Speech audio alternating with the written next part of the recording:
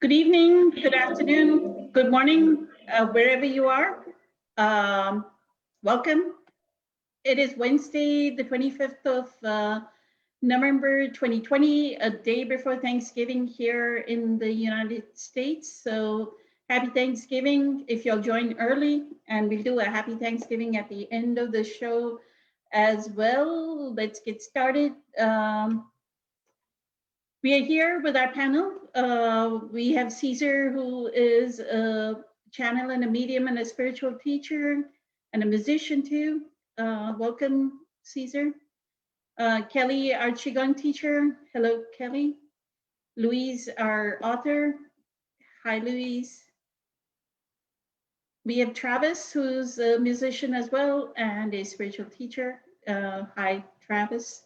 And April, our psychic medium and spiritual teacher, as well as Eileen, who has been providing her own wisdom that she's picked up over this more than a year's time frame. So welcome everyone. And she's going to do her incredible streamlining of everyone and keep everyone going. So happy Thanksgiving, first of all. And right before Thanksgiving, since everyone is going to have some family member over that is going to be, and I'm in Texas, so you may get that Republican uncle and that mean aunt or that really sweet nephew, but that really mean niece. So one of the questions that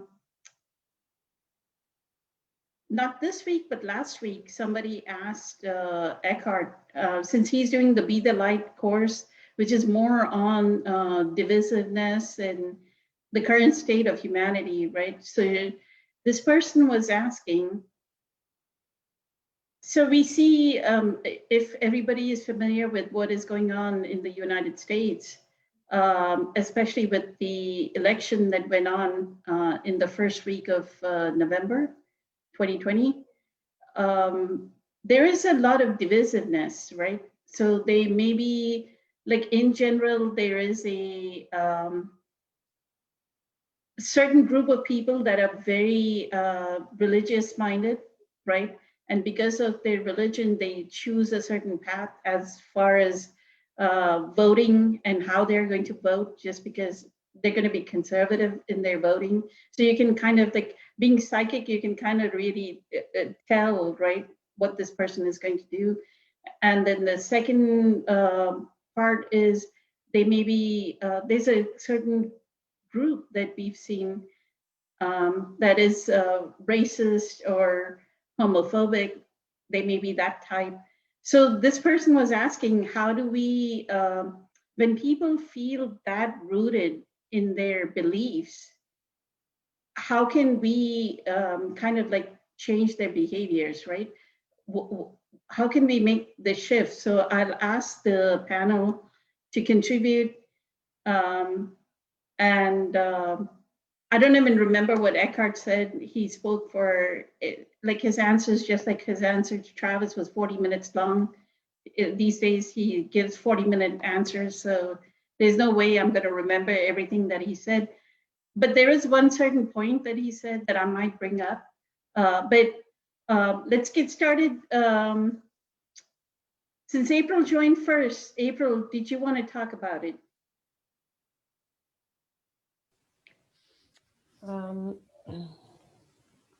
My initial thought to that is you can't.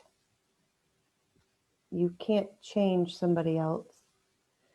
You can't change their beliefs or if they're deeply rooted.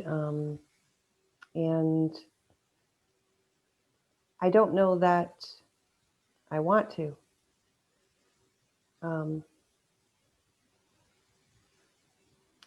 In my job, I do a lot of educating, and I educate based off of facts, not opinions. Facts of things that have happened in the last 8 months in America. So if the person's open to listening to that, you can do that. You know, some of my clients that I work with, they're open to hearing, you know, okay, well, let's look at the facts. You know, what is COVID? What is influenza? Let's look at what does the CDC say? You know, just looking at basic facts. But and that is only because so many people that I talk to on a daily basis are in a huge state of fear. They're in a really, they're in a state of panic um, and anxiety. So, in order to resolve that for them, then I use facts and education. Um, when I look at my family, there's a couple family members in particular that I'm not going to change their mind. Not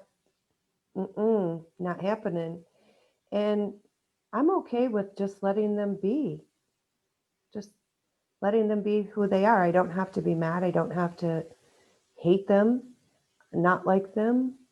Um, they can have their opinion and I can have mine. So that's really my initial reaction to you can't change people. You can be an example, but I think it's really important to allow others to have their own opinion based off of their background, what they believe is truth.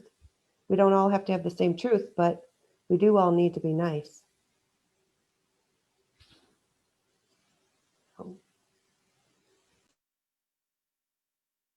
Thank you, April. I don't think I heard him say that. Even I felt the same response as what you said, April. That why is this person even wanting to change others, right? So one of the things that I see is when people come into their spiritual truth initially, this may be like the first year or the second year. As we progress in or we advance in our spirituality, we just accept the person for who they are. There is no, the state that April is saying, the only person I want to change is myself. I want to be a higher state of consciousness. If yesterday there was a level of consciousness, then I want to be at a higher vibrational energy than what I was yesterday. So that's all I'm trying to maintain. I'm not trying to change anybody anyway. This planet is perfect right now. This cosmos is perfect right now. So thank you for that, April. Louise, did you want to say something about the topic? Thank you. What came to me is that has helped me actually through this situation, because I've had my moments where I've been like triggered. So what has helped me and bring me back is the understanding that people only act under their level of consciousness that they have at that given time. And so it helps me not to feel so like I have to do something. It's more like they're acting at their level and let them be. And I think the other thing that, and it's even just like with my relationship with my husband, you know, like he doesn't follow anything spiritual, and I've just learned to accept him for who he is. Like there's not all this like, he should be this way, you know, he should follow this, he should be meditating, you know, it's more like the things that have annoyed me in the past, I've just learned to accept about him.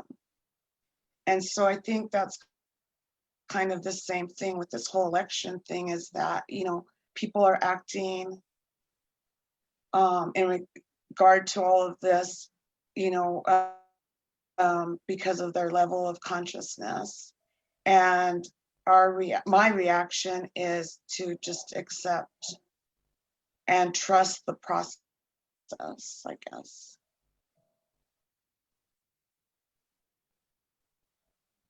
Thank you, Louise. So It's the same as what April said, accept them for who they are, as they are, Right. right? Thank you. Mhm. Travis, did you want to say something about the topic, please? Thank you. Yeah. So, well, let's see where to begin. I want to see change. And so I kind of want to, I don't know if there was a person who asked the question, but I want to be a little bit of a rebel and speak in their defense that I don't want to change anybody. I want to allow people to be. But I would love to live in a world that is even more enlightened, where we honor and celebrate one another, and things are more of a dance or a play. Life isn't taken so seriously, and everything is a bit more of a sharing and a celebration, and there's more awareness around all of the splendor of life and all that we have and share together. So how does one bring that up? And I think we all want that. Because the thing is none of us want to change anyone. We don't want to infringe upon anyone's personal space. I sense that. But if somebody is acting in a way, let's take it to an extreme. If somebody's acting in a way where maybe they're being physically violent with someone, you're still gonna go, oh, I don't want to change anyone, just let them be. I mean, that sounds weird, right? So the thing is we don't, and so far we've talked about changing people, and I think that we're making unconsciousness and the being, the person, the who, synonymous, when they're not the same, right? We don't want to change we want to allow everybody their space and their freedom to be who they are. I know I like that when people offer me that space. I want to offer that space to others as well. But I want to do things that in a way that is not non-obtrusive, going to facilitate bringing about a more enjoyable experience that we can all share in together. So how does one do that? If we want more enlightenment in the world, we want to see more enlightenment in those that we love, we have to be more enlightened. So, and how does one do that? By being here, by rising above incessant mental chatter, being able to be a little more spacious, listen to life, just be open and receptive. We all know, I know I'm not telling anybody anything they don't already know. But it's imperative, it's important, I think, that we go there. And the more that we go there and get to know the heart of life and be in that space. Maybe we're sitting around the table at Thanksgiving and we can even be joining in conversation, but there's a part of us, maybe you can remain relatively aware. One could remain relatively aware of their breath. I try to do that as I speak right now and leave a little bit of room, a little bit of space, listen a little more. And I think do what April and Louise were saying, is just honor the other's space to be. I know I have a couple of people in my life that I'm very close to who have become Trump supporters, and you go, oh my gosh, that's crazy. And I see other friends who are upset with it, but I appreciate that I have a couple of people who are I'm very close with, who I have very differing views from, and how gracious we can be in conversation and honoring we can be in conversation, even though our views are so very different. We love each other, and I go, wow, what enlightened behavior from someone who has such different views than I. They seem to let me be and don't cram their stuff down my throat or anything. So it's fun to play with and have an easy attitude with. You know, all of these things. I think hopefully we can all not take it all too seriously and have a playful, childlike attitude and a scientific, experimental attitude, and be honoring in the way we are with one another. I think that we all want that, whether or not we're conscious of it. Everybody wants those things. So, thanks. Perfect. Thank you, Travis. I think he did mention that be rooted in your being, and I'll bring up why he said that, be rooted in your beingness, but that was one of his pointers. Thank you, Travis. Kelly, did you want to talk about, I know, you know, there's more than just the divisiveness that's here. It's like, okay, there's something going on in Syria. It's like a planet-wide disturbance, right? There's disturbance in the force. So let's talk about.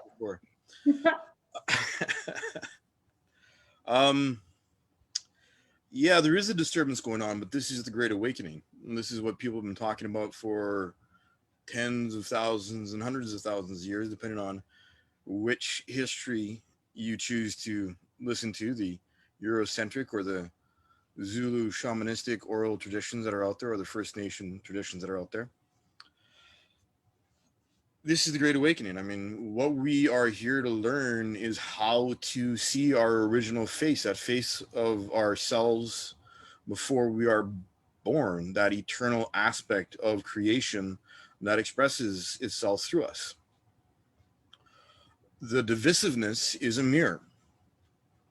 We have all chosen to be here. We've all chosen to contribute to supporting this type of divisiveness.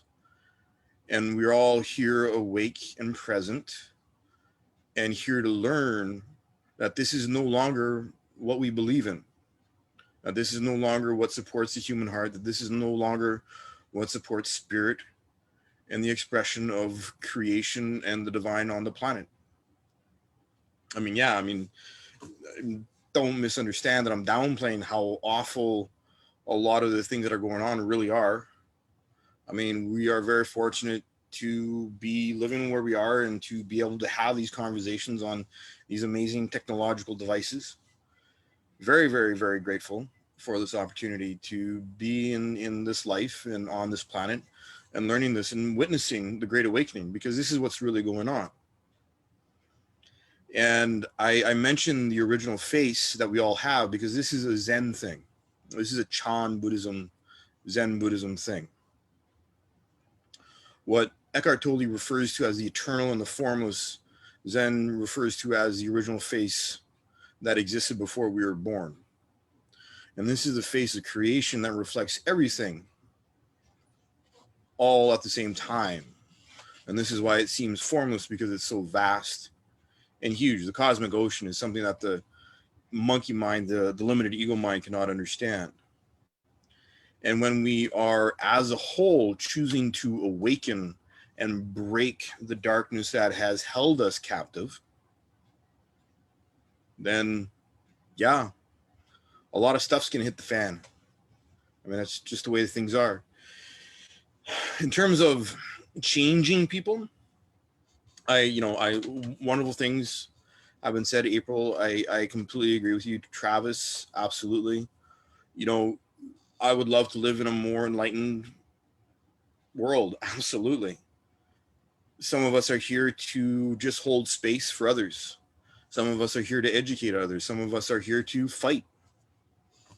It all depends on the soul contract and that space we were in before we were born and what we chose to do before we actually embodied here. And that's what we're here to learn is, you know, that ability to feel, to go inside, to connect with ourselves, to connect with the eternal and find that space and that information about why. I mean, the baseline why is to learn and to grow. And oftentimes, the greatest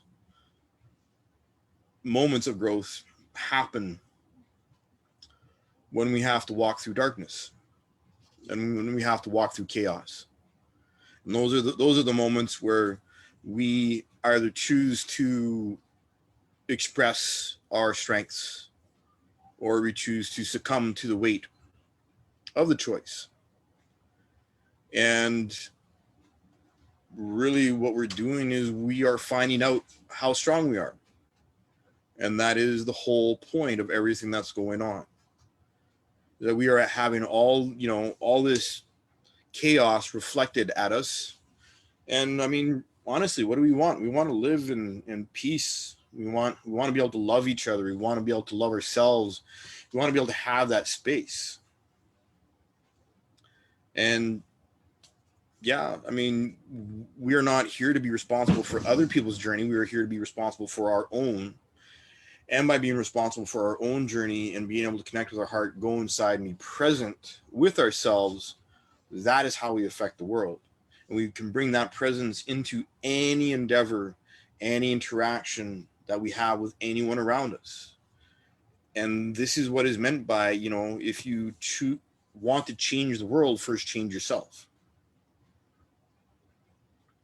And that's why this practice of going inside, of being present, is so important. Because regardless of whether or not you call it, Zen Buddhism, Taoism, Gnosticism, or whatever other tradition-ism you want to call it, it all boils down to the same thing: connecting with our heart and being present with love.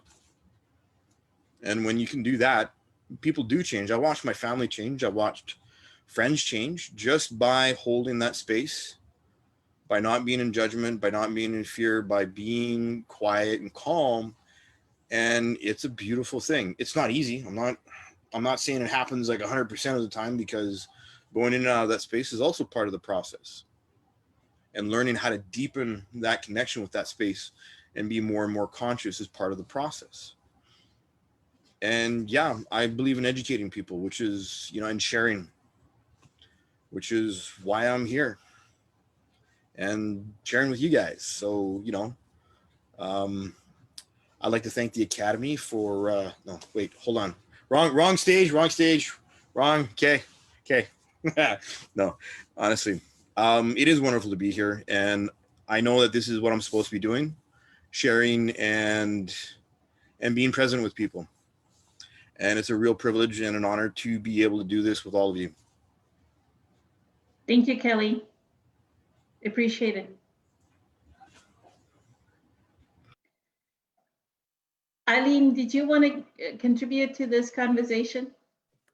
Do you have some insights? I don't think I have anything to add that wasn't already said. Thank you. Thank you. Caesar.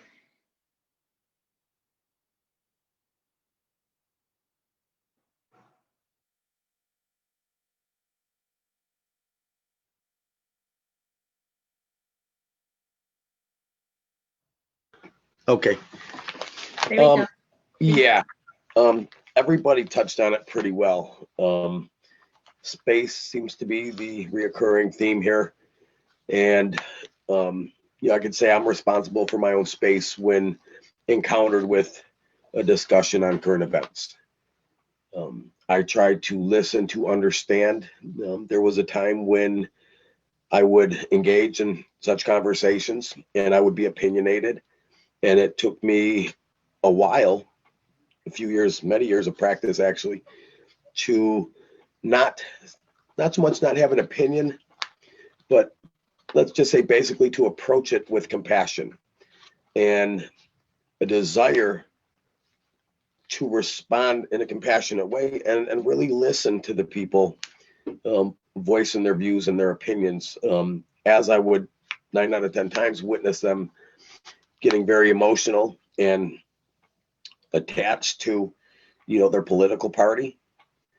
And it's there's no trying to figure out why people do what they do. They're either acting in an unconscious manner or they're acting consciously, yes. And it is since, came up in myself again, in the past few months with everything that was going on. And I just found myself slowly engaging a little more, paying a little more attention to what's happening. And, it brought me back to zero again to go within and figure out why I was having this attachment, why I felt like I had to have an opinion, even though I wasn't voicing it. And then I started to voice my opinion. And at the end of the day, I guess it really means nothing.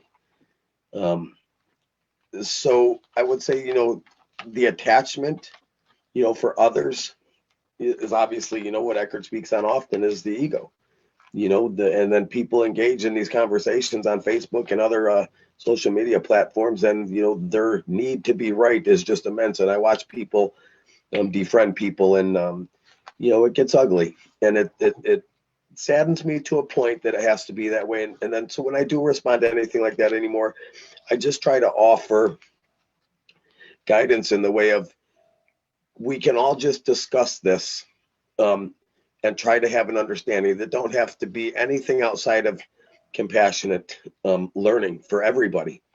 And if you can take something positive away from what somebody else says, whether you agree or not disagree, then you've won.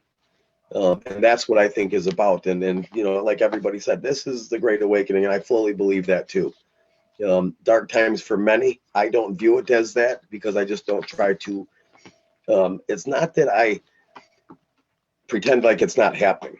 I just don't engage in it. And again, I'm responsible for what's happening in my space now, always. And that doesn't affect me. Do I allow it to affect me? No.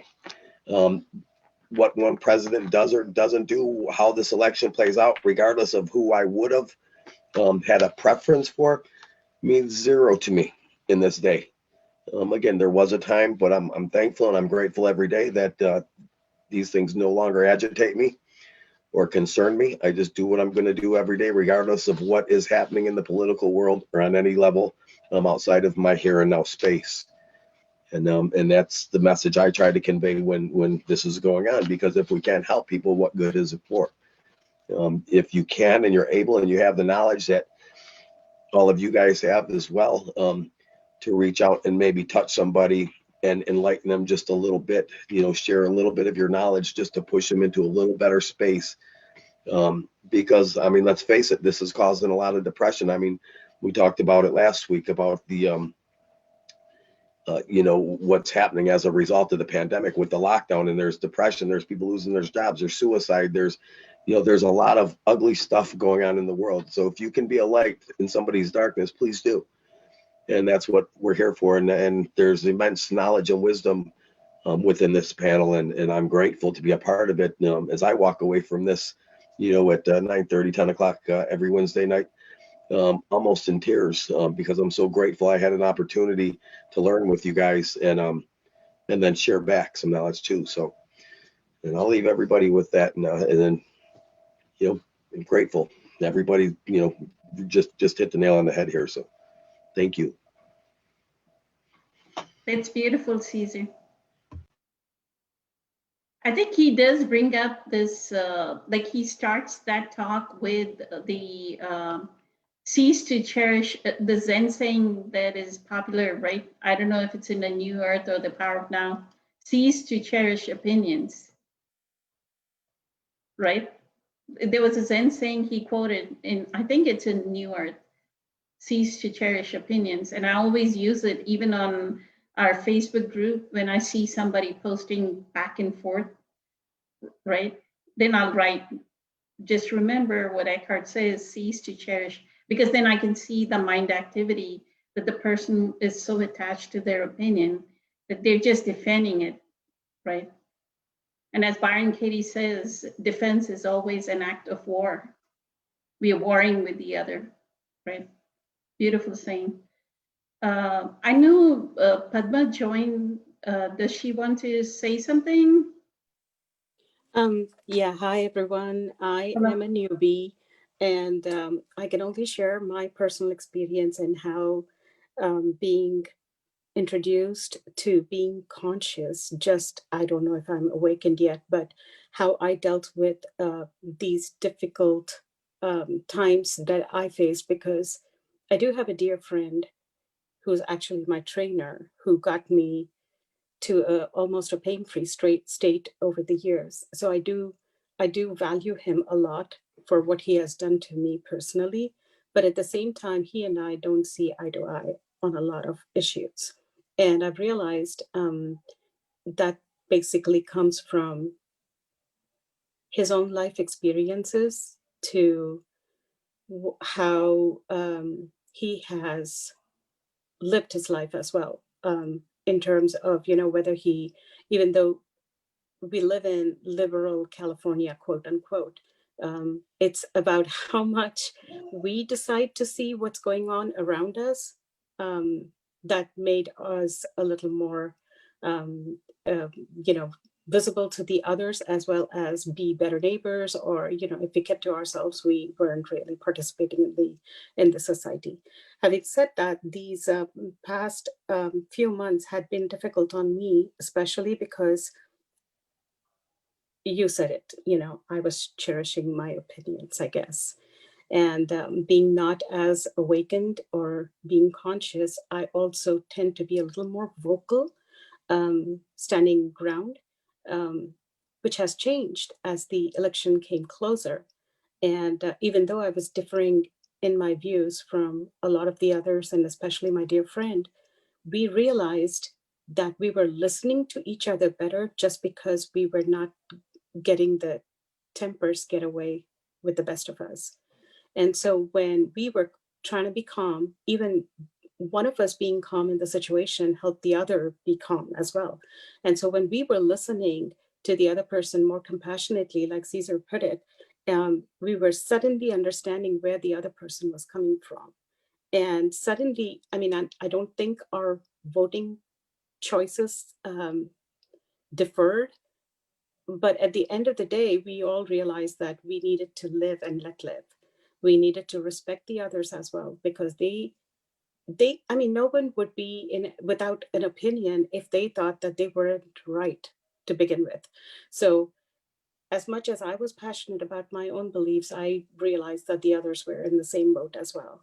And so I had to step back and say, the mutual respect played a huge part, as well as not losing my temper, to maintain my calmness, as well as to bring myself to a level where I thought that I wasn't right.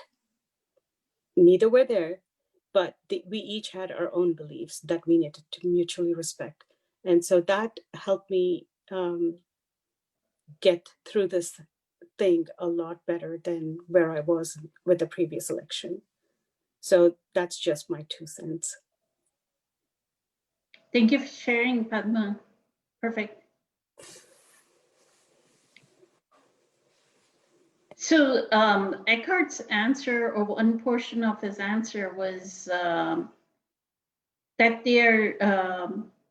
it almost is like all the thought formations from the human beings becomes like a collection. It becomes a collection of certain thoughts, right? So one person is so identified with their religion, maybe it's Catholic, or so now they're going to defend Eckhart didn't say this, but I'm saying her question about religion was that, right? That just because they're Catholic, they're going to defend the pro-life, whatever is pro-life, they're going to defend it without asking what is the pro-life? What does it mean when I go support through my vote pro-life? What is it going to end up being? Without even questioning that, they're just going to blindly, out of their belief, fundamental belief in religion, vote that way, right? And the same thing with, so he said, these are ideas. So when somebody is so much in their thinking mind, all it is that they are in, it almost felt to me like there's a little video on YouTube and on his website about how thoughts are formed, right? Thoughts are energy formations. And so he would use the analogy of bubbles. So to me, this becomes like a bubble of getting together and becoming a cloud of thought formations, right? And there are multiple people getting like their head is in that cloud, not in their beingness, right? Their head is in that thinking mind. So that was his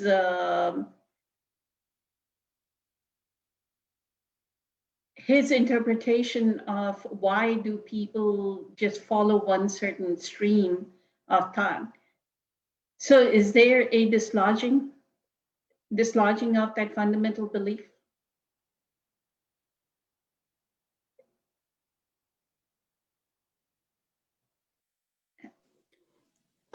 If I have to answer that, I guess, yes, it was, because I am speaking about the friend who was raised in a very religious manner with beliefs and certain do's and don'ts of how to go by life, and which he didn't, I think, like many people, didn't give a second thought to as he was growing up, because it wasn't necessary for him to dwell on.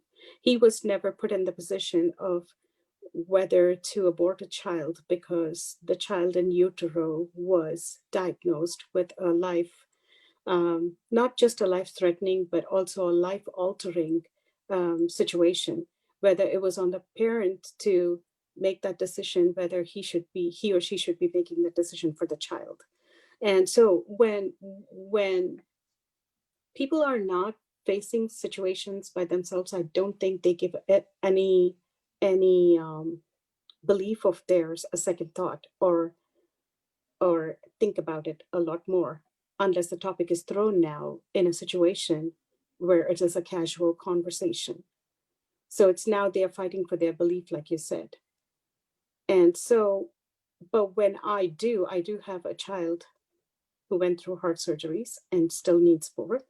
And so when I do tell them about my own situation and the dilemma that, had I known when she was in utero, I still don't have the right answer, what I would have done. I can suddenly see that question appearing on my friend's face, asking himself the same question, what he would have done. And suddenly there's no right or wrong answer. So yes, there were many weeks we discussed situations that were coming up, especially with the political situation that was and there were times that tempers flew, but at the end of the day, I think we all became a lot more tolerant beings just because we knew that our life experiences were different from one another. And some of us had believed in ours a lot more than the others just because we went through it. And so I do see him nowadays, like I know he'll tell my daughter, who's literally brown skinned as I am, and my friend is white. And he tells her, your father will walk you down the aisle, but I'll be the one to give you away.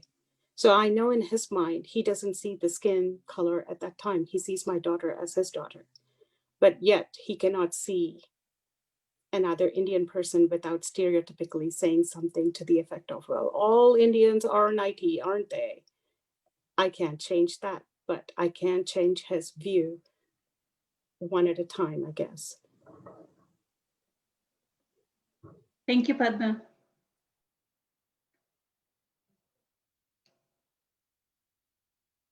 So back to the question, can we shake somebody's belief, or what does it take to shake? I mean, we don't need to, but can we shake their beliefs?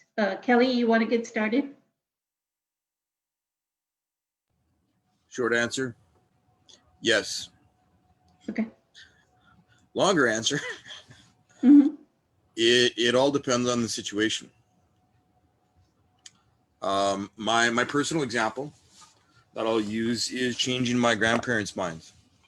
My grandparents were Mennonite, And my grandfather was a Mennonite minister. He's Can you explain what that means? okay. Thank you. Um, Sorry. Yeah, sorry. Not everybody will know what that means, so that's why. Thank you. Depending on where you are in the world, the Mennonite tradition is an Anabaptist tradition and is a tradition that is founded in pacifism and nonviolence, ideally. Anabaptism means that you are not baptized until you reach the age of reason, of adulthood, and choose to accept Jesus Christ into your heart and are baptized according to the tradition. Unlike the Catholic tradition where you're a baby and you're baptized into the church, welcomed into the Holy Church. I have not been baptized. I do not consider myself a Mennonite. I've done, anyhow, no need to get into my personal history. The reality of dealing with my grandfather growing up, and he came from a line of well-known ministers, and the Mennonite tradition is very evangelical. They're all over the world. In Manitoba here, there is a huge portion of the province that is German and that is Mennonite. And there are whole communities that my great-grandfather is responsible for founding. So it was sort of interesting growing up and being the great-grandson of this exceptionally well-known and revered minister. And my grandfather was basically the equivalent of a Catholic bishop in the Mennonite scheme of things. In the Mennonite tradition, if you are a minister, even an altess or even a bishop at that level, you can marry and have family. That's another aspect of this tradition. Not to be confused with the Amish or the Doukhobors. And the Amish and the Doukhobors there are sects and chapters of the Mennonite tradition that are utterly Luddites and reject technology completely. And most people would probably mistake Mennonites with the Amish because in some places they live almost identically. The traditions are almost identical community-wise. Here in Manitoba, where I live, you run the whole gamut, depending on. Anyhow, I don't want to get into politics.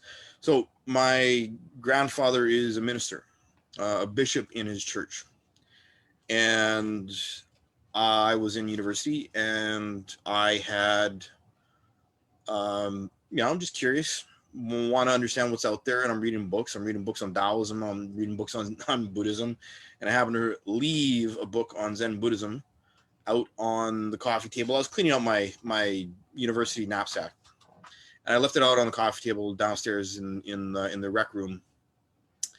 And my understanding is that my grandma found it and brought it to my grandpa. And I was out running errands, and I came back, and they're both standing out on the front steps of their house waiting for me. And I went, oh, okay. This looks interesting. And I spent sort of like the next 3 years but the next 3 hours being lectured about how Jesus was king and Jesus is the only path. And, I grew up in my grandfather's church, and I love the community. It's one of the most beautiful experiences growing up. It's such a priceless education to feel the pure strength and authenticity of community in the Mennonite culture, in the Mennonite community in my grandfather's church. Such an amazing, wonderful gift growing up to feel that strength in community.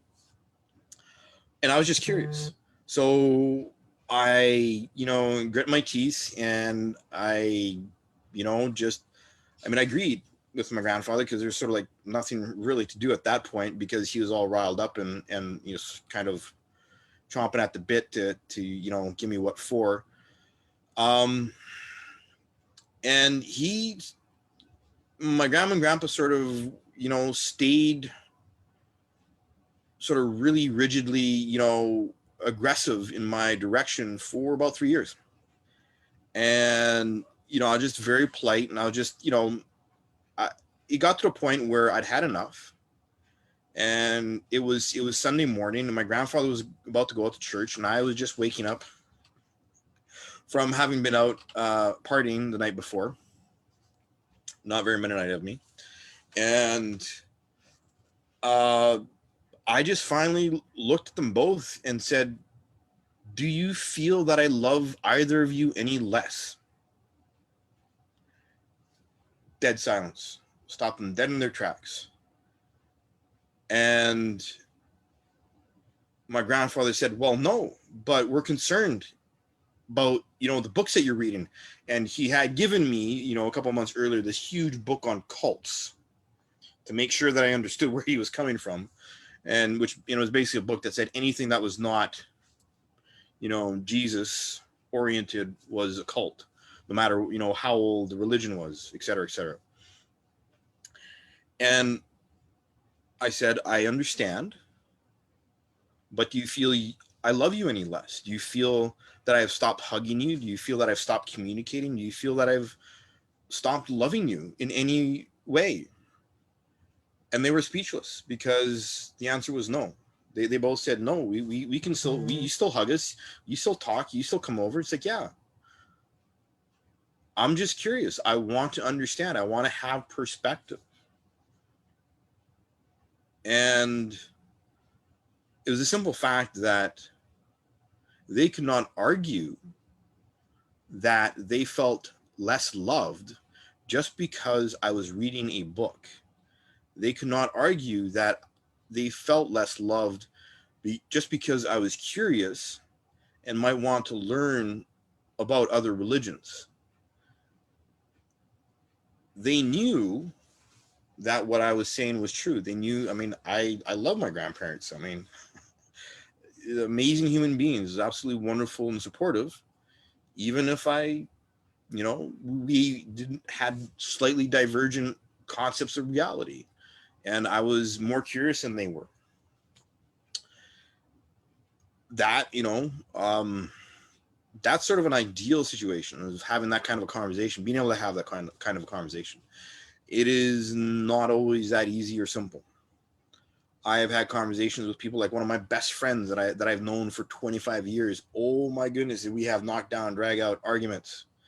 That's metaphorically because he's paraplegic and gets around in a scooter. So, but you know, just very, very, very opinionated, and you know, he just get really riled up and really, really angry about stuff. I'm like, dude, why are you angry? It's like, oh well, you're, you know, you're ticking me off and blah blah blah, and you're saying this and I'm saying that. I'm like, okay. And he just go, and I'd be like, dude, no, like really, like, why are you so angry? And then it would come out that it was triggering him to think about, you know, something that, you know, how he'd actually wish that he'd be able to have this conversation with his dad or someone else, you know, that he loved very much. And, you know, we're talking about, you know, being emotionally present and stuff like that, and yeah, it is possible to change people. And my experience is that change only comes from kindness, love, and compassion. You know, George Carlin, you know, it's not like you can bomb for peace. It's like you can't.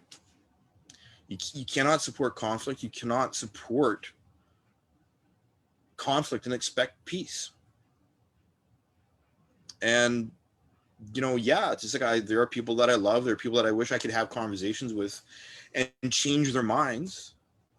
You know, it's taken a while for me to accept that some people just hold on so tightly that I just have to let them walk their journey and see what happens. As much as I love them, as much as I want them to experience even a hair of some of the peace and the self-awareness that I've experienced. But yeah, can people change? Absolutely. My experience has always been the more you love, the more you hold that space, the more you stay in that space, no matter what a person throws at you. And that's always the hard part. That's where the discipline comes in. But yeah, love and kindness and compassion and being willing and able to listen to what they have to say no matter what. So I heard two things, Kelly. Mhm.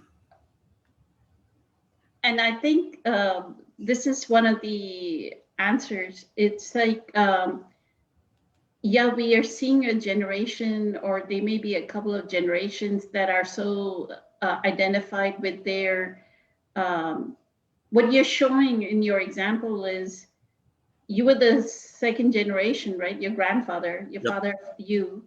So there was a generation, which is you, that finally breaks the opinion, right? They're in their opinion or their dogma of their religion. Yep. And here comes a generation. So what we want to ask for as a collective of really conscious beings is all these people that are so strongly addicted to their opinions that they have children that break that, right? Yep. The more conscious, compassionate, loving awareness, instead of blaming somebody and saying, oh, he's a racist or that's labeling, right? Which Eckhart says, don't label, right? What we want to ask for as a collective, this group should ask for, is that human beings have the younger generation that is more conscious, more self-aware. Let them have children that are more self-aware, and that child will break that mold, right? Yep. So that's what we want for them. So that was one thing. And the second thing you said was at the very end, which is that the alignment with inner beingness, that log, what Eckhart says in A New Earth, that log that goes and lights up the other log, right? Our inner beingness, our alignment is what is going to actually bring the change about. Nothing else will make a change. The loving kindness and compassion that is pouring out of us is going to change the world. And that's all that is needed, nothing It's more. pure physics. It's pure Perfect. physics. Exactly. Attraction, attraction, attraction, right? Yep. So thank you. Thank you for that. Eileen, did you want one? We don't have any questions, right? Today? No, there is none as of right now. Awesome. And did you want to contribute to what can we do to bring about a change?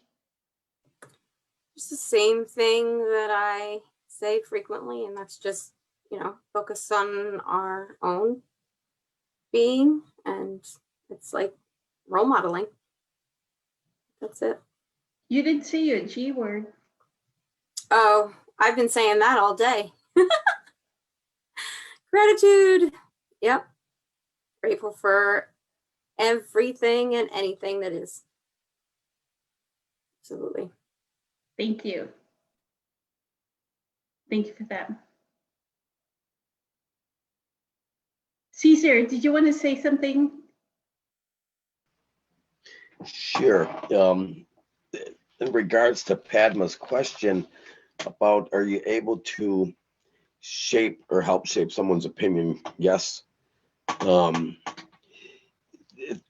It depends on the approach. If the individual approaches you and they actually desire a possible solution, meaning they're going to respect your opinion, maybe that's why they would initially come to you. If they wasn't going to be open-minded, I don't think they would have presented that to you. In that instance, yes. I believe, 100%, because I mean, if you have the belief that a solution is needed, because maybe you don't see eye to eye or have different opinions, as she put it, trying to curve the, I don't know, just get on the same page. I think that makes all the difference in the world, is if the individual is open and seeking a possible solution to what perhaps is being deemed as, just having different opinions or such. If the opinion is forced upon the other individual without his desire for the opinion, I think it may perhaps fall on deaf ears. You know, I always say sometimes people that receive the message aren't ready to receive it, but that doesn't mean you don't deliver the message anyways, you know, because sometimes it will set in months, weeks, years later. When they are ready to hear the message, they will. And in this case, it would be an opinion about such, you know, a very delicate subject, you know, as far as her child.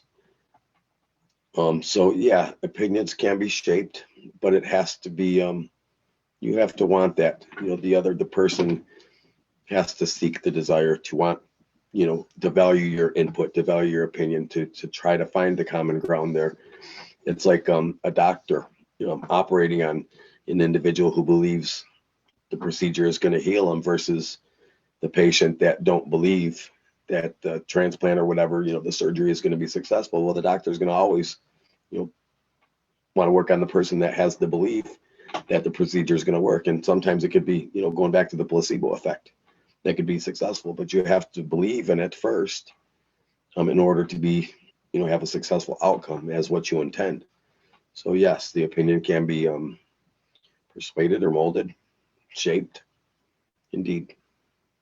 But the openness has to be there, you know, to seek that space to allow you to be and to give the opinion is utmost important. And as we know, if somebody is closed, Minded, what, closed-minded.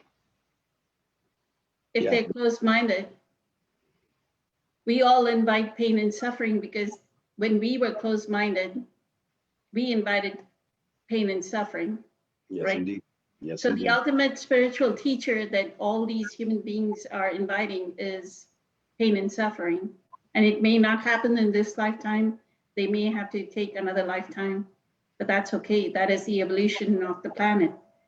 The other thing in one of the talks, he talks about that the Earth, I mean, this cosmos has destroyed itself like how many ever times, right? So even if we destroy ourselves, that's okay. At least the next time around, it is going to be a better species, right? In one of the conversations, he says, 50 million years back, I mean, the dinosaurs were hit by an asteroid. Everything got destroyed, but then some little single-celled organism again started multiplying, and look what the planet, beautiful planet it is right now. So it's incredible how consciousness works. Thank you, Caesar.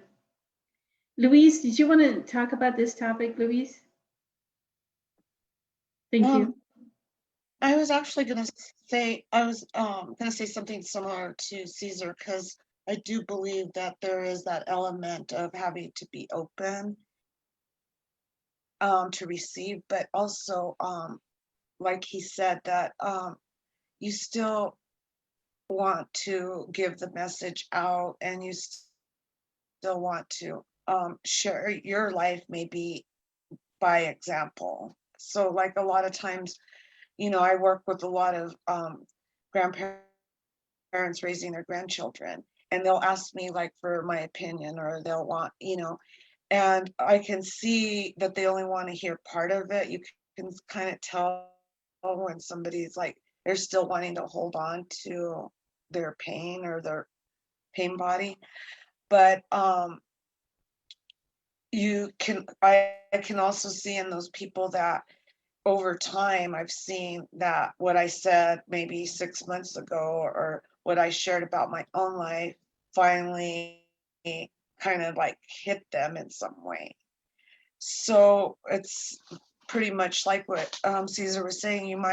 They might not be totally open, but you still want to be able to help, and you know, and you never know how that might affect someone later, if it's not now.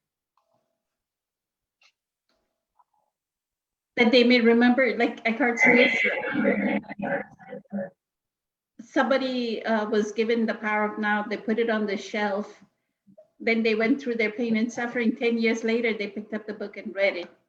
So they may hear what we say 10 years from now, and that is perfectly okay. So thank you, Louise. Absolutely. Thank you for that. April, did you want to say something about this topic? Thank you. Sure.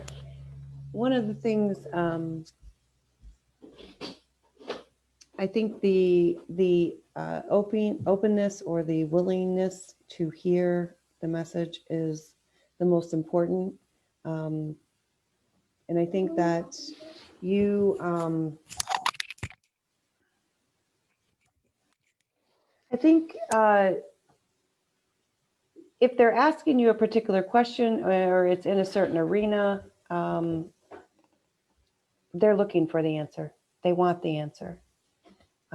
It's kind of the theory of, the teacher shows up when the student's ready. I think that's one thing. As far as changing people's opinions, beliefs, I kind of work with that daily. But my focus is always on self-esteem. I work on changing people's beliefs regarding self-esteem every day. And I'm able to do it, but they're wanting it. They're doing their shadow work. And it's those that don't get it, that, like Louise said, like they only want to go so far. You can kind of sense it. And I think, okay, it's your journey. I hope you don't have to come back again. Yeah, but that's your journey. And maybe in this lifetime, you're only getting X far, right? One of the other things that made me think of was Wayne Dyer called it being part of the tribe, that we are part of our tribe and we pick up our tribe's beliefs and our tribe's opinions. And that he used to say that he left his tribe a long time ago. And that's kind of how I feel about myself. I left my tribe I never even fit in that thing. I never even fit in there. So I think everybody's pretty much already said it, that, everybody's on their own journey. When their pain gets deep enough, gets bad enough, they'll open up and then they'll be able to hear your message. Things just like we talked about before, things never made sense to me. That was another big thing, kind of along the lines of like what Kelly is saying is, you're going to burn me in hell? What? It just never made sense to me. I couldn't get it. And I actually found I found a letter that I wrote to my mother. You guys, I was 13 years old. And in that letter, I just read this. It says, Mom, I really don't know if I believe in your hell thing. I don't know if I believe in that. That doesn't make any sense to me. I'm 13 years old and I think, wow, I've been doing this a long time. So, and then my final thing is the only place that I really interject my ideas a lot or more so. Otherwise, I kind of judge where the person's at and I leave them. I try to move them up that consciousness, but I leave them there, is with my kids. My kids is the only spot where I'm like, but we're all energy and everything's energy, right? I'll like slip it in, like, and we're all love and just everybody love everybody. So those are my thoughts on it. Thank you. So same thing along Kelly's line, that you were the generation that broke. And that is the wish that we should have, that more and more generations break the regular belief patterns that exist, the limiting beliefs, the generational patterns, and the cultural patterns, the societal patterns that exist. The more they break it, the more freer we are, right? They're questioning the thought process. So thank you. Thank you for that. Travis, you're gonna have, you've got a lot of time to think about this, so you're gonna come up with some deep wisdom, so go ahead. You know what's funny is I wasn't entirely clear this whole time on what the question or topic was, and I've been enjoying it because I haven't had to fight against my mind attempting to prepare any sort of response ahead of time, and I've just been able to be here with everyone and listen a little more. Although I have been a little bit lost because I do want to. Can anyone help me just kind of reiterate or clarify exactly what the question or topic is for me? When I was explaining that, Eckhart talked about that these were idea patterns, right? That people get attached to, and they're collectives of that. Then that becomes their foundational belief, right? I am Catholic. So now I'm Right, okay, Catholic, mhm. and that makes it flow as though I'm going to behave in these 10 different ways just because I'm Right. Catholic, right? Or Right. if I'm of a certain race, I'm going to hate the other race, Right. right? Me and the other. So is there a way how we can shake that? And Kelly Okay, gave that okay. example, right? That Right. he's the generation that broke. April gave that back. Sure. Okay. Okay. Got it. Okay. Yeah. So I think I want to, where I'll go with this one is piggyback a little bit on where April left off. As far as just slipping it in there, I think that this is what I think is that if I'll just use myself as the example in this instance is if I'm able to keep my attention resting upon what would you, I mean, you can call it the Atman, you know, the indwelling God. You can call it the kingdom of heaven within. You all know what I'm talking about, the absolute, the spiritual dimension of life that is not subject to change. So if I can keep my affectionate attention resting gently upon that. I'll just try that for a moment.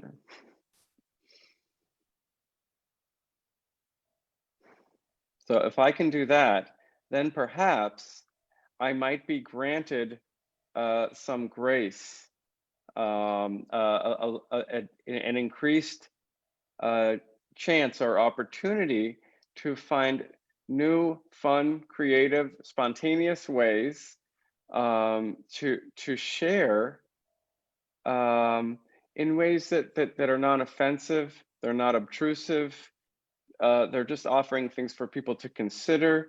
I might not say anything at all. It might be in a gesture, it might be in the way that I eat my food or whatever, but it would be suggestive in some subtle way of these kinds of ways of being that are more allowing, ways of seeing things that are more open. And then that could flow through me in ways that would be kind of a treat for people, that would enhance their lives. That's why I love music so much, because people can just go, this is I love this groove, right? They're just loving a groove. And the lyrics might not even seem very deep on the surface, but if you peer into them, you see that it goes to vast depths. And so people can go, I just like this song. It's just a nice little thing, but there's something in it. There's some medicine in it. They just go, this is a delicious piece of cake, but there's medicine in it. There's the ultimate medicine in it. And so that's what I really like is when we can be, it's not a cleverness. And honestly, for me, I feel like the way that it works oftentimes is when I let go and accept and acknowledge that there is an intuitive force in me beyond what I'm capable of understanding conceptually, and I let it proceed and operate anyway. And then I am just as surprised as anybody else around me as what kinds of magical things can come into being through me by allowing that force or source of life to operate through me in ways that I couldn't have even planned or imagined. I don't discover until after the fact, oftentimes. And so, but again, so just to not get too lost in it and go back to the beginning, the way to do this is what I'm experimenting with right now and playing with, and we can check back in sometime later, see how it's working. But what I'm working on is as often as I can, as consistently as I can, having my attention gently rest upon that. Right? I don't think I need to say anything more than that. When I, because I think everybody knows what I mean when what I'm referring to when I say that. So if I can be with that and get to know that, then everything will take care of itself all on its own somehow. Perhaps. So thanks.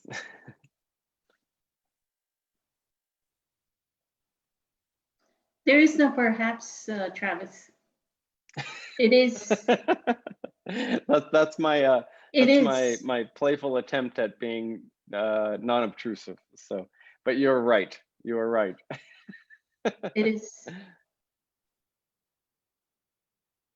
Because dwelling in that unknowable, what Travis is pointing to is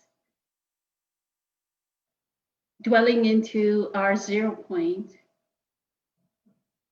That is the origin, right? The alpha and the omega. It is everything, and nothing else is needed. So thank you. Thank you for that, Travis.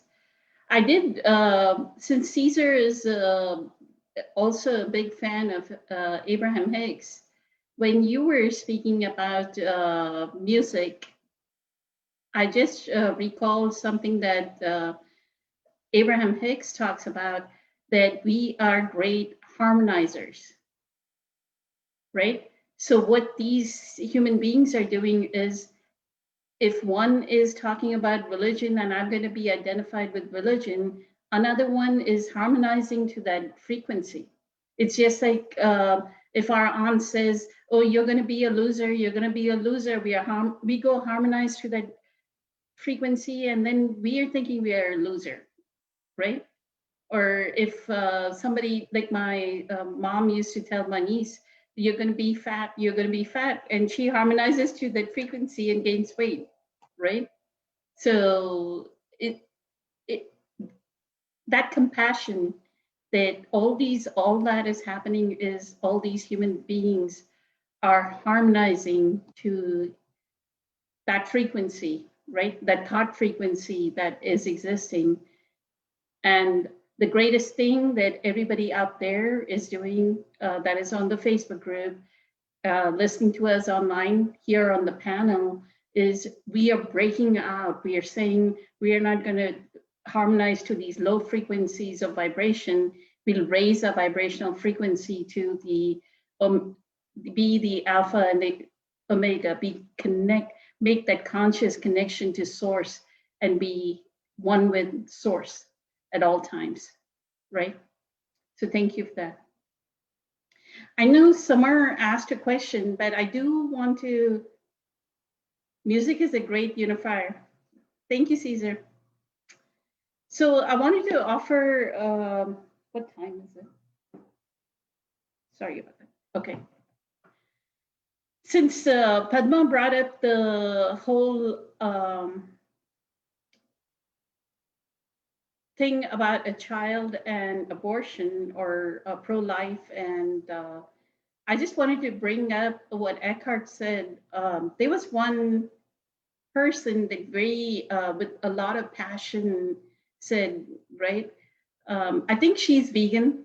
So she was like, Eckhart, how can you not talk about being a spiritual teacher? How can you not talk about being against animal rights and be a vegetarian or be vegan, or whatever her question was? It was more about that he needed to do more towards that direction, right? So his answer to that question was, eat organic, eat ethically based foods, ask your body what it wants. And he said, if I take a stance against this, right, I'll lose half of you. The same way, if I take a stance against abortion, I'll lose half of you. Right? So that told me, and I know in my inner core of my being one with that source, that taking life, whatever, whether the baby was 2 weeks old, whether the baby was 6 weeks old, or at 9 months old, whatever, taking life is taking life. That is the bottom line. That is the spiritual. You are taking life. The life has entered that womb, and you're taking that life. So Padma, you are incredibly amazing that you gave life to this human being. Look what an honor and a privilege this is. No matter that soul, and we've talked about this in our previous Facebook lives, that soul is living its journey. That soul, your daughter, has to go through her suffering, all those surgeries or whatever ill health she's going through. I've had a babysitter, and you won't believe it, because my babysitter's son had leukemia. I didn't give my son chickenpox vaccine because they cannot be exposed to chickenpox, right? Their immune system is down. So my son, when he was 2 years old, actually got chickenpox, and I had to go through healing him out of chickenpox. So I've been through with a mother that until he was 14, and at 14 he passed away. He constantly had leukemia. He would go into remission. Then a year later, I would hear, oh, he has leukemia again, or some type of cancer, right? But you should see how beautiful that soul of that child was. From when I knew him, when he was 7, 8 years old, till he was 14, and I was there when he had his bone marrow transplant, right there in the hospital with him, with his mother, right? So no matter, that's your daughter's journey. Honor it, honor her, honor it. And that's the most beautiful thing. Even to think that you would have aborted the child that is not what it is. This is what is. Love it. It is about loving what is. And you did the most, I mean, that is like the most transcendent moment when you made the choice that I will give birth to this child, no matter however that child is. And I remember when I was expecting, my OBGYN asked, like, they do tests, right? And then they say, oh, what are you going to do if the tests show that the fetus is going to be a malformed baby or whatever? I had no question that I will give birth to the child, right? And what Sadhguru says, right? Here's another follower of Sadhguru right there. Sadhguru says, like, if the fetus is, I mean, if that soul does not need to be born, right? He'll test out that fetus. And if he doesn't want to be born, that fetus will die on its own. That's why we have miscarriages, right? So let nature decide. Let nature decide. Who is to say the mother's life is more important than the child's life? So that's the one thing I wanted to offer you. You've done an incredibly amazing job. I'm like so deeply humbled. I wanted to finish everybody speaking, so before I spoke about this. April, did you want to say something? I know you posted something. Thank you. I'm just answering the person what happens to the souls of these children. They go back to source. I don't feel like I have enough time tonight to answer this question adequately and fully of what I have found in my own journey, as I have God really loves me, or I really love myself. My soul really loves me. Um, I have children that have things. I have a daughter who's deaf. I have a daughter who has Asperger's. I have a daughter who is got a learning disability. God really loves me. I could go on and on. And through that, I've learned some things, and I have a little bit of a different perspective, and I don't feel like I can properly address it right now because I need to get back to Thanksgiving. So if we want to post it maybe next week, um, Yes, we could we do should that. continue this conversation. And I know we'll answer Summer's questions next time, Eileen, because it's Thanksgiving. I wanted but I wanted to honor you, Padma, for what you had said, but I didn't want to deviate from the questions, so I wanted to finish everybody's responses. I am so humbled, deeply humbled that you are actually celebrating your daughter so well. Um, Thank you, but I think I play a very small part in her life because it's her life to live. And she's the one who goes through the surgeries, and she's the one who looks past her scars and stands up for her beliefs. And so I'm very proud of her. She will turn 22 this coming January. And so I'm really honored to be in her life, the other way around, actually. Thank you. It's a mutual honor, Padma. She wouldn't be here. The child is not there without the parents, right? So, True. and it takes I have a friend that has a special needs kid, and it takes, what I told her was, it takes a whole different mothering. And because I've been with my babysitter who has had a son since he was like 2 years old that had leukemia, that it is a different kind of mothering.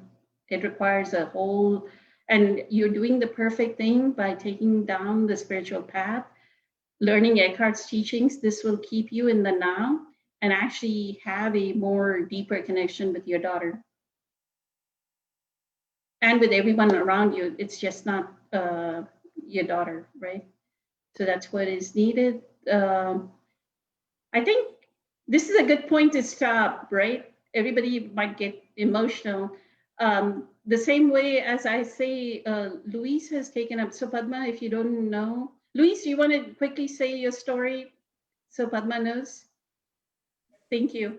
Yeah, my daughter, who is 32 right now, I haven't spoke to her for 4 years. She's decided to take the journey of following the children's, my three grandchildren's father, and they, are on their journey of being unconscious, doing drugs. And so I had, it was a very rocky situation. The kids were in they have had a lot of trauma. They were left alone in hotel rooms and cars with other addicts. I mean, they've just had a lot of trauma. The 10-year-old has what is it? Autism. And he also has like a lot of memories that come back where he was like left alone, or that, strangers would call that they were left in the car, and a lot of stuff like that. And so they all have, some bit of trauma. And then he was only like 4, and he would take care of the 2-year-old. And so he has memories of her having really bad diaper rash because he couldn't change her diaper. And so they've got trauma. And then after I had them for a few months, the hospital called me and said that my daughter had given birth at a hospital in Phoenix, and she just walked out. They offered her drug treatment, and when they came back, she had left the baby there. And he was born 6 weeks early and 2 pounds, and he had heroin and I don't know, like 4 other drugs in him. And so he was also born like half of his side was stiff. And so, you know, and I work with a lot of grandparents raising grandchildren, and this is just the journey of what drugs does to families and children.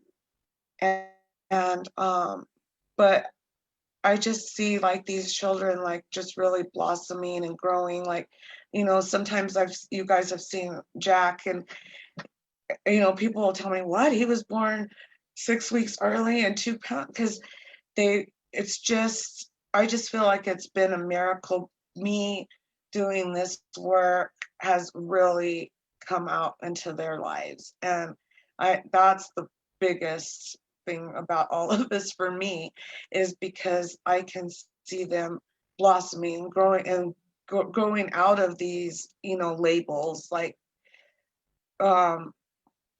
Dylan's counselors always like, she goes, I forget he has autism. This kid has just really broken through the typical symptoms and, you know, things. And so there is hope. And I think that more and more that, you know, this journey that I've been on, and the more and more I grow, the more and more I see them grow.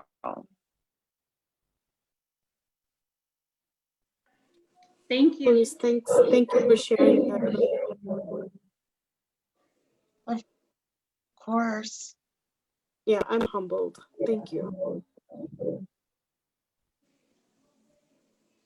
Beautiful, Louise. Always the same, like great admiration and adoration for all that you're doing for 3 kids, right? And what if that mother had said, I'll abort these 3 kids, you wouldn't have had that grace, right? Oh, absolutely. Yes. So beautiful. I mean, I've learned so much from them, you know, as well. It's been a really big blessing. And even having them home this year, you know, like a lot of my friends will, are you crazy? You're keeping home, you know, when you could, this is your time to have alone, like send them to school. But it's like, I feel like every day has just been like, we've just grown so much together. And, you know, I also have and we adopted them, so I consider them my children, and they call me and my husband mom and dad. But I also have a granddaughter that I have a lot, like this week, since they're out of school and it's all about just being really present, really, because you can't help but being happy when you're around them. Making celery juice and beet juice. Okay, one round, Yeah. Thanksgiving. Eileen, you want to say anything about Thanksgiving to everybody that's viewing up there and to everybody on the panel? Just be grateful for all that is. I keep saying that. Doesn't matter what it is. Thank you. Yep. Travis, Thanksgiving message? Yeah, well, I've been loving your background there, Eileen. Welcome to our virtual classroom. I'm happy to be a part of this virtual classroom with all of you. Very grateful. Yesterday. And I guess just you know, to be light and to not have to make everything that we do and go through of absolute gravity and importance, and to just kind of dance through life if we can, however much we can. I know everyone appreciates it when we do. So just to be easy and gentle with one another. That's, yeah. Thank you, Travis. Mm-hmm. April, Thanksgiving message? My message is the same, to hopefully have a wonderful day tomorrow, and take moments, take breaths, try to enjoy it as much as possible despite what's going on. Just enjoy the people, the time, the food, the energy. Thank you. Louise.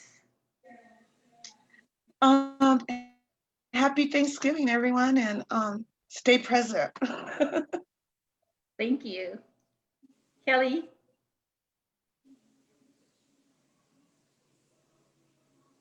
Happy Thanksgiving from Canada. From a country that does not celebrate Thanksgiving tomorrow. Nope.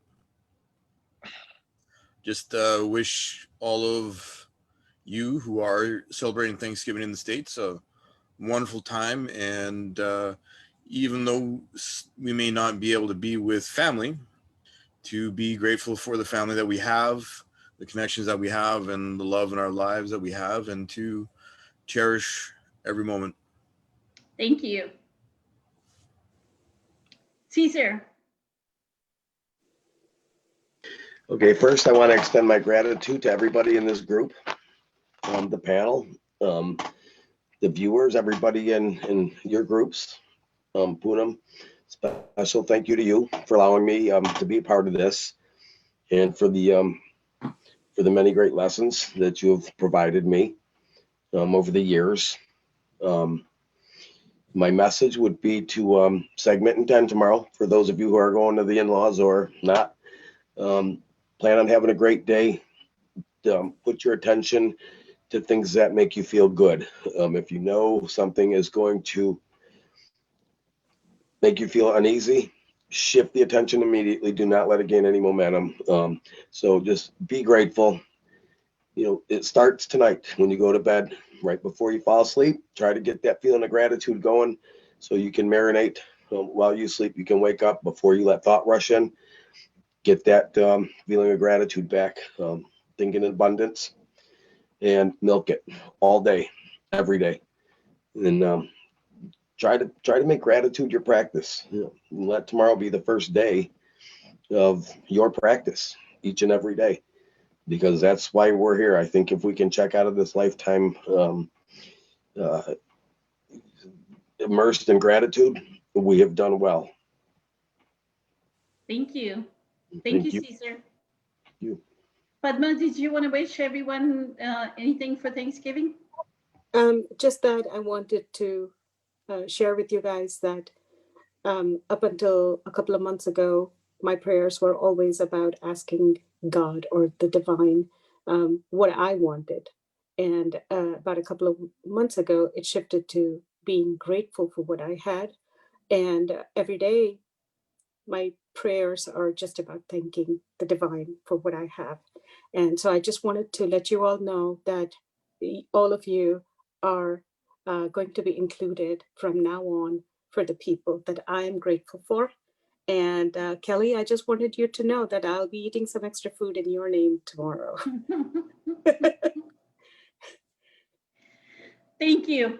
Such an humbling experience and honor and a privilege every week.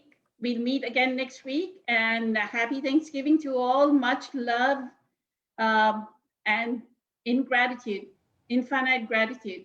Thank you. Take care. Bye.